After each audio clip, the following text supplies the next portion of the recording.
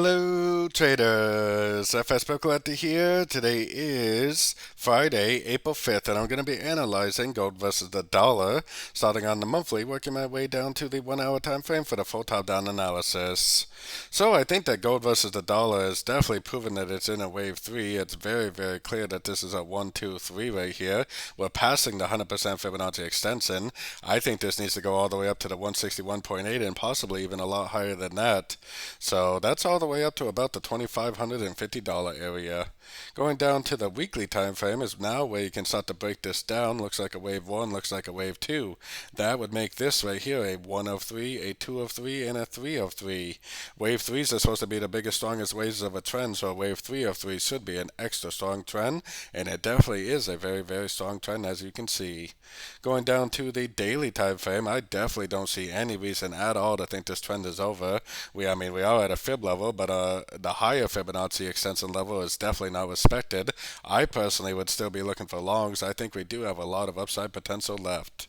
Going down to the 4 hour time frame, we have to remember that today is non-farm payroll.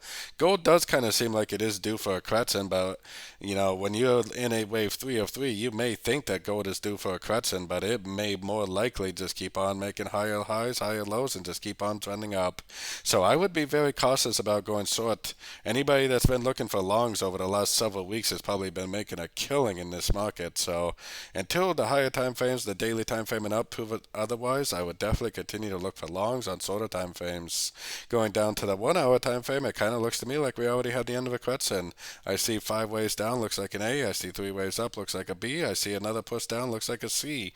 Bounced off these Fibonacci levels, nice engulfing move to the upside. Like I said, we do have non-farm payroll news. It's definitely going to affect gold, probably in a pretty big way.